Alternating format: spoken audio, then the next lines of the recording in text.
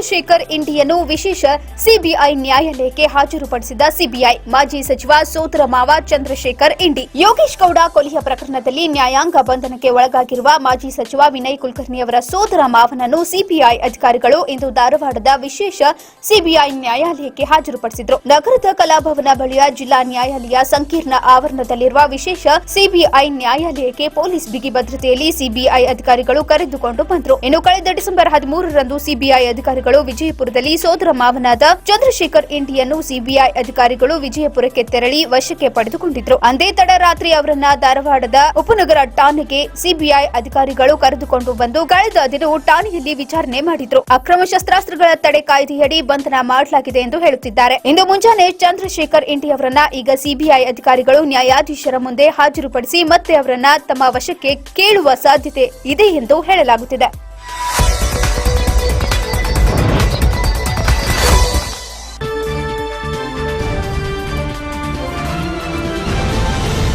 ಸುಮ್ಮನೆ ಬಂದು ಕೆಲಸಕ್ಕೆ ಹಾಜರಾಗಿ ಇಲ್ಲ ಬ್ಯಾರೆ ಆಕಿತ್ ನೋಡ್ರಿ. ಧಾರವಾಡ ಜಿಲ್ಲಾಧಿಕಾರಿ ಎಚ್ಚರಿಕೆ. ಕೆಎಸ್ಆರ್ಟಿಸಿ ನೌಕರರ ಪ್ರತಿಭಟನೆ ನಡೆಯುತ್ತಿರುವ ಬೆನ್ನಲ್ಲೇ ಸ್ವತಃ ಹುಬ್ಬಳ್ಳಿಯ ಹಳೆ ಬಸ್ ನಿಲ್ದಾಣಕ್ಕೆ ಆಗಮಿಸಿದ್ದ ಜಿಲ್ಲಾಧಿಕಾರಿ ನಿತೇಶ್ ಪಾಟೀಲ್ ಪ್ರಯಾಣಿಕರನ್ನ ಕರೆತಂದು ಬಸ್ನಲ್ಲಿ ಕೂಡಿಸಿದ ಘಟನೆ ನಡೆಯಿತು. ಹಳೆ ಬಸ್ ನಿಲ್ದಾಣದಲ್ಲಿ ಹಿರಿಯ ಅಧಿಕಾರಿಗಳ ಸಮ್ಮುಖದಲ್ಲಿ ಬಸ್ ಸಂಚಾರಕ್ಕೆ ಅನುವು ಮಾಡಿಕೊಟ್ಟು ಹುಬ್ಬಳ್ಳಿ ಧಾರವಾಡ ಬಸ್ ಸಂಚಾರ ಆರಂಭಗೊಳಿಸಿದ್ರು. ಈ ಸಮಯದಲ್ಲಿ ಮಾಸ್ಕ್ ಹಾಕಿಕೊಳ್ಳದ ಪ್ರಯಾಣಿಕರಿಗೆ ಸ್ವತಃ ಜಿಲ್ಲಾಧಿಕಾರಿಗಳು ಮಾಸ್ಕ್ ವಿತರಣೆ ಮಾಡಿದ್ರು.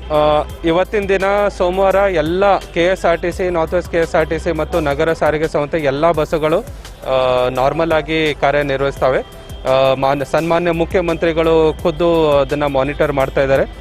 ನಿನ್ನೆ ಕೂಡ ಸನ್ಮಾನ್ಯ ಮುಖ್ಯಮಂತ್ರಿಗಳು ಎಲ್ಲ ಜಿಲ್ಲಾಧಿಕಾರಿಗಳಿಗೆ ಖುದ್ದು ಮಾತಾಡಿ ಹೇಳಿದ್ದಾರೆ, ಇವತ್ತಿನಿಂದ ಎಲ್ಲ ಯಾವ ಸಾರ್ವಜನಿಕರಿಗೂ ಪ್ರಯಾಣಿಕರಿಗೂ ತೊಂದರೆ ಆಗದಂತೆ ಎಲ್ಲ ಸರ್ವಿಸಸ್ಸು ಶುರು ಆಗಬೇಕು ಅಂತ ಹೇಳಿದ್ದಾರೆ.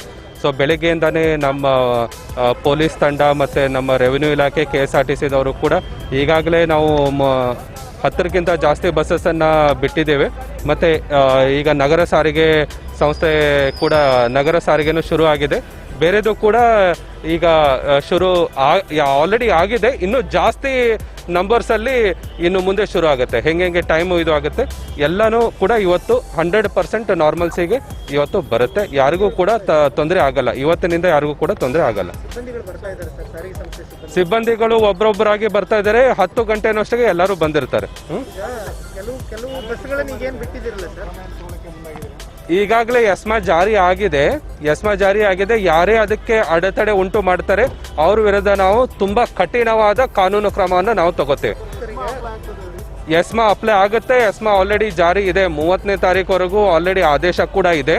ಸೊ ಯಾರಾದರೂ ಬಸ್ ಸಂಚಾರಕ್ಕೆ ಅಡೆತಡೆಯನ್ನು ಉಂಟಡೆ ಮಾಡಿದ್ರೆ ಅವರಿಗೆ ನಾವು ಕಠಿಣವಾದ ಕಾನೂನು ಕ್ರಮನ ತಗೋತೀವಿ. ಈಗ ಬಸ್ಗಳನ್ನು 10 ಬಸ್ಗಳನ್ನು ಬಿಟ್ಟಿದ್ರಲ್ಲ, ಕೆಲವು ಬಸ್ಗಳಲ್ಲಿ ಅವ್ರು ನಿಜವಾದ ಕಂಡಕ್ಟರ್ಗಳಲ್ಲ, ನಿಜವಾದ ಡ್ರೈವರ್ಸ್ಗಳಲ್ಲ ಸರ್. ಡಿಪೋದಲ್ಲಿ ಕೆಲಸ ಮಾಡ್ತಿರ್ತಕ್ಕಂಥ ಸಿಬ್ಬಂದಿಗಳನ್ನ ಬಂದಿದ್ದಾರೆ. ಇಲ್ಲ ಆ ಥರದ್ದು ಪ್ರಯಾಣಿಕರು ಯಾರು ವೇಟ್ ಮಾಡ್ತಾ ಇದ್ರು ಯಾರಿಗೂ ಸಮಸ್ಯೆ ಆಗದ ಹಾಗೆ ನಾವು ಬಸ್ಸನ್ನು ಅರೇಂಜ್ ಮಾಡಿ ಬಿಟ್ಟಿದ್ದೇವೆ. ಇವನ್ ಪ್ರೈವೇಟ್ ಬಸ್ಸಸ್ಸು ಕೂಡ ನಾವು ಮಾಡಿ ಕಳಿಸ್ಬೋದು. ಬಟ್ ಈಗಾಗಲೇ 10 ಬಸ್ಸಸ್ ಹೋಗಿದೆ. ಈಗ ಇನ್ನೂ ಜಾಸ್ತಿ ಜನ ಬರ್ತಾ ಇದ್ದಾರೆ. ಒಬ್ಬೊಬ್ಬರಾಗಿ ಡ್ಯೂಟಿ ಜಾಯ್ನ್ ಆಗ್ತಾ ಇದ್ದಾರೆ. ಇನ್ನು ಕೆಲವೇ ಗಂಟೆಗಳಲ್ಲಿ 100% ಇದನ್ನ ಶುರು ಆಗುತ್ತೆ, ನಾರ್ಮಲ್ಸಿಗೆ ಬರುತ್ತೆ. ಯಾವ ಪ್ರಯಾಣಿಕರಿಗೂ ಕೂಡ ಸಮಸ್ಯೆ ಆಗಲ್ಲ.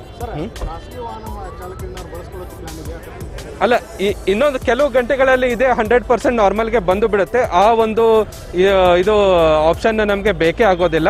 ಆ ಥರ ಏನಾದರೂ ಬೇಕಾಯ್ತು ಅದನ್ನು ಕೂಡ ನಾವು ಬಳಸ್ಕೋಬಹುದು. ಖುದ್ದು ಸನ್ಮಾನ್ಯ ಮುಖ್ಯಮಂತ್ರಿಗಳೇ ಮಾನಿಟರ್ ಮಾಡ್ತಾ ಇದ್ದಾರೆ. ನಾವು ಡಿಸ್ಟ್ರಿಕ್ಟ್ ಅಡ್ಮಿನಿಸ್ಟ್ರೇಷನ್ ನಾವು ಮಾನಿಟರ್ ಮಾಡ್ತೀವಿ. ಯಾವ ಪ್ರಯಾಣಿಕರಿಗೂ ಕೂಡ ತೊಂದರೆ ಆಗದಂತೆ ಇವತ್ತು ಯಾರಿಗೂ ತೊಂದರೆ ಆಗಲ್ಲ.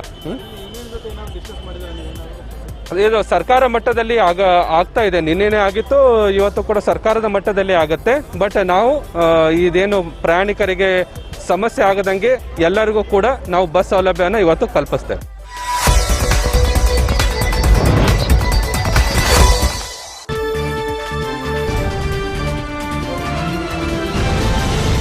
ಶಿರಗುಪ್ಪಿ ಶಿರಗುಪ್ಪಿ ರೈತರಿಂದ ರಾಷ್ಟ್ರೀಯ ಹೆದ್ದಾರಿ ತಡೆ. ದೆಹಲಿಯಲ್ಲಿ ನಡೆಯುತ್ತಿರುವ ರೈತರ ಹೋರಾಟವನ್ನ ಬೆಂಬಲಿಸಿ ರೈತ ವಿರೋಧಿ ಸಂಬಂಧಿತ ಕಾನೂನುಗಳನ್ನು ಕೈಬಿಡಲು ರೈತರ ಬೇಡಿಕೆಗಳನ್ನು ಮೋದಿ ಸರ್ಕಾರ ಕೂಡಲೇ ಈಡೇರಿಸಲು ಆಗ್ರಹಿಸಿ ಇಂದು ಹುಬ್ಬಳ್ಳಿ ತಾಲೂಕು ಶಿರಗುಪ್ಪಿ ರೈತರು ರಾಷ್ಟ್ರೀಯ ಹೆದ್ದಾರಿ ತಡೆದು ಪ್ರತಿಭಟನೆ ನಡೆಸಿದರು. ಶಿವಣ್ಣ ಹುಬ್ಬಳ್ಳಿ, ಅಮೃತ ಇಜಾರಿ, ಮಹೇಶ್ ಪತ್ತಾರ್, ಗುರಣ್ಣ ದೇಸಾಯಿ, ಗುರನ್ ಗೌಡ ಬೆಳವಟಗಿ, ಶೇಖಣ್ಣ ನಾಯ್ಕರ್, ಸಿದ್ದಪ್ಪ ಹಳ್ಳೂರು ಮತ್ತು ಶಿರಗುಪ್ಪಿ ರೈತರು ಭಾಗವಹಿಸಿದರು. ರೈತರು ಅಂತ ನಾವು ತೋರಿಸ್ಕೊಡ್ಬೇಕಾಗಿದೆ. ಹಾಗಾಗಿ ಒಂದು ನಿಮ್ಮಲ್ಲಿ ವಿನಂತಿ ಏನ್ ಮಾಡ್ಕೊಂತ ಇದೆ ಅಂದ್ರೆ, ದೆಹಲಿಯಲ್ಲಿ 0% ಮೈನಸ್ ಚಳಿ ಇದೆ. 4 ಸ್ವೆಟರ್ 4 ಉಲನ್ ಬಟ್ಟೆ ಹಾಕೊಂಡ್ರು ಥಂಡಿ ಬಿಡಂಗಿಲ್ಲ. ಅಂತ ಥಂಡಿ ಒಳಗೆ ಜಾರ್ಖಂಡ್, ಹರಿಯಾಣ, ಮಧ್ಯಪ್ರದೇಶ, ಉತ್ತರ ಪ್ರದೇಶ, ದೆಹಲಿ, ಕರ್ನಾಟಕ ಒಳಗೊಂಡಂತೆ 52,000 ಟ್ರಾಕ್ಟರ್ಗಳನ್ನ ತಗೊಂಡು 1,26,00,000 ಜನಸಂಖ್ಯೆ ಇವತ್ತು ದಿಲ್ಲಿ ಒಳಗೆ ಕೂತಿದ್ದಾರೆ. ಅದು ನಮ್ಮ ರೈತರು ಅಂತ ಹೆಮ್ಮೆಯಿಂದ ಹೇಳಬೇಕಾಗಿದೆ. ಹಾಗಾಗಿ ನಮ್ಮ ಬೆಂಬಲವಾಗಿ ಹುಬ್ಬಳ್ಳಿ ತಾಲೂಕಿನಿಂದ ರೈತರಿಗೆ ನಾವು ದೆಹಲಿಯಲ್ಲಿ ಇವತ್ತಿನ ಬೆಂಬಲ ಸೂಚಿಸ್ತಾ ಇದೀವಿ. ಇವೆಲ್ಲ ಬಂದಂತ ರೈತರಿಗೆ ಶರಣಾರ್ಥಿ ಮತ್ತೊಮ್ಮೆ ಹೇಳಿ, ಮುಂದಿನ ದಿನಗಳಲ್ಲಿ ಇವತ್ತು 18ನೇ ದಿನ ಅವ್ರದ್ದು ಹೋರಾಟ ನಡೀತಾ ಇದೆ. ಅವ್ರೇನಾದ್ರು ವಾಪಸ್ ತಗೋಲಿಲ್ಲ ಅಂದ್ರೆ ಅವ್ರೇನ್ ದೆಹಲಿಯಿಂದ ಹೋರಾಟನ ಕರೆ ಪಡ್ತಾರೆ. ನಾವೆಲ್ಲರೂ ಏನು ಈ ಹೋರಾಟದಲ್ಲಿ ಭಾಗವಹಿಸಿ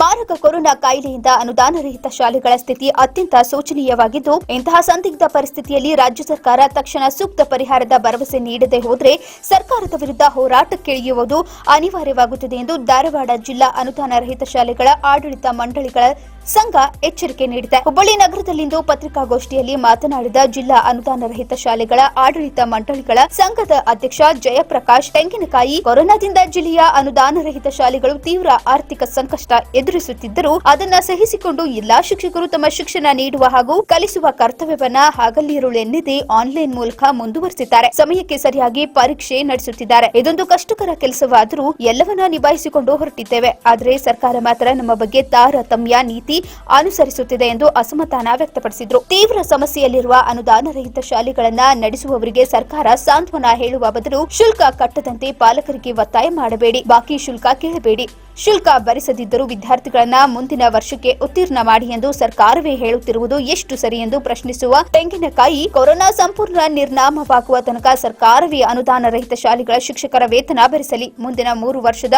ಆರ್ಟಿ ಹಣ ಮುಂಗಡವಾಗಿ ನೀಡಲಿ ಎಂದು ಸರ್ಕಾರವನ್ನ ಆಗ್ರಹಿಸಿದ್ದಾರೆ. ಸರ್ಕಾರದ ತಾರತಮ್ಯ ಧೋರಣೆ ಮುಂದುವರೆದಿದೆ, ಆದರೆ ಹೋರಾಟಕ್ಕಿಳಿಯುವುದು ಅನಿವಾರ್ಯವಾಗುತ್ತಿದೆ ಎಂದು ಎಚ್ಚರಿಕೆ ನೀಡಿದ್ದಾರೆ. ಜಿಲ್ಲಾ ಅನುದಾನ ರಹಿತ ಶಾಲೆಗಳ ಸಂಘದ ಉಪಾಧ್ಯಕ್ಷ ಲಿಂಗರಾಜು ಪಾಟೀಲ್, ಖಜಾಂಚಿ ಡಿಡಿ ಮೇಚನ್ನವರ್, ಕಾರ್ಯದರ್ಶಿ ಮುರಳೀಧರ್ ಬಾಬಾಜಿ, ಜಂಟಿ ಕಾರ್ಯದರ್ಶಿ ಜಿವಿ ಬಳಸಂಗ್, ನಿರ್ದೇಶಕರುಗಳಾದ Raja Desai, doctor Hanumareddy, Mahendra Singi, professor S K Adappanavar ಉಪಸ್ಥಿತರಿದ್ದರು. ನಡೆಸಿಕೊಂಡು ಬರ್ತಾ ಇದ್ದೇವೆ ನಾವಿಲ್ಲಿ.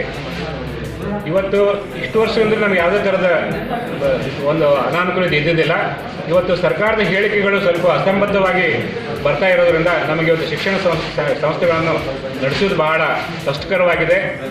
ಜೊತೆಗೆ ಈಗ ಕೊರೋನಾ ಇದ್ದಿದ್ದರಿಂದ ಆಯಿತು ಫೀ ಕೊಡಬೇಡ್ರಿ, ಫೀ ಕೊಡಲಿಲ್ಲ ಅಂದ್ರೂ ಉತ್ತೀರ್ಣ ಮಾಡಿರಿ ಅಂತ ಹೇಳುವಂಥದ್ದು ಎಷ್ಟರ ಮಟ್ಟಿಗೆ ಸರಿ ಇದೆ ಅನ್ನುವಂಥ ಒಂದು ಮಾತು. ಈ ಎಲ್ಲ ಪ್ರಾಬ್ಲಮ್ ಬಂದದ್ದಕ್ಕೆ ನಮಗೆ ಇಷ್ಟು ವರ್ಷ ನಮ್ಮಲ್ಲಿ ನಾವೊಂದು ಅನ್ಎಡೆಡ್ ಸ್ಕೂಲ್ ಮ್ಯಾನೇಜ್ಮೆಂಟ್ ಅಸೋಸಿಯೇಷನ್ ಇದ್ದಿದ್ದಿಲ್ಲ ಅಂದ್ರೂ ಇವಾಗ ನಾವು ಇದನ್ನೊಂದು ಹುಟ್ಟಾಕಿದ್ದೇವೆ. ಇಲ್ಲಿಂದ ನಾವು ಇದು ಸರ್ಕಾರದ ಜೊತೆಗೆ ನಾವು ಬಡದಾಡದ ಸಲುವಾಗಿ ನಾವು ಇದನ್ನ ಸಂಸ್ಥೆ ಮಾಡಿಲ್ಲ ನಾವು ಇದನ್ನು. ಆದರೆ ಸರ್ಕಾರದವರು ಯಾವಾಗ ಕಾಯ್ದೆ ಕಾನೂನುಗಳನ್ನು ಮಾಡ್ತಾರೆ, ಆ ಕಾಯ್ದೆ ಕಾನೂನುಗಳು ಸಮಂಜಸ ಆಗಲಿಲ್ಲದಾಗ ಅಥವಾ ನಮಗೂ ನಡೀಲಿಲ್ಲದಾಗ ಅವರಿಗೆ ನಾವು ಅವ್ರ ಜೊತೆ ಕೇಳ್ಕೊಂಡ್ಬಿಟ್ಟು ಆ ಕಾಯ್ದೆ ಕಾನೂನುಗಳಿಗೆ ಸರಿಪಡಿಸಿ ಸಿಂಪಲ್ ಮಾಡುವಂಥ ಒಂದು ಕಾರ್ಯಕ್ರಮಗಳನ್ನು ಹಾಕಬೇಕು ಅಂತಕೊಂಡು ನಾವು ಸರ್ಕಾರ ಜೊತೆಗೆ ಮಾತನಾಡಬೇಕಂತ ಮಾಡಿದ್ದೇವೆ. ಜೊತೆಗೆ ನಮ್ಮ ಎಲ್ಲ ಸ್ಕೂಲು ಸಂಸ್ಥೆಗಳು ಒಂದು ಒಳ್ಳೆಯ ಆಡಳಿತಾತ್ಮಕ ರೂಪವನ್ನು ಕೊಡಬೇಕು. ಅವರಿಗೆ ಆಡಳಿತದಲ್ಲಿ ಯಾವಾಗ ಪ್ರಾಬ್ಲಮ್ ಬಂದಾಗ ಎಕ್ಸ್ಪರ್ಟ್ಸ್ ಕರೆಸಿಬಿಟ್ಟು ಅವ್ರಿಗೆ ವರ್ಕ್ಶಾಪ್ಸು, ಉಪನ್ಯಾಸಗಳನ್ನು ಹೇಳುವಂಥ ಒಂದು ಕಾರ್ಯಕ್ರಮ ಹಾಕಬೇಕಂತ ನಾವು ಮಾಡಿದ್ದೇವೆ ನಾವಲ್ಲಿ. ಆದ್ದರಿಂದ ನಮಗೆ ಒಂದೇ ಇವತ್ತಿನ ಸ್ಥಿತಿಯಲ್ಲಿ ಹೇಳಬೇಕಂತಂದರೆ ಸರ್ಕಾರ ಪೂರಕವಾದಂಥ ಹೇಳಿಕೆಗಳನ್ನು ಕೊಟ್ಟರೆ ಎಲ್ಲ ಸುಗಮವಾಗಿ ನಡೀತದೆ ಅನ್ನುವಂಥದ್ರಲ್ಲಿ ಯಾವುದೇ ಎರಡು ಮಾತಿಲ್ಲ.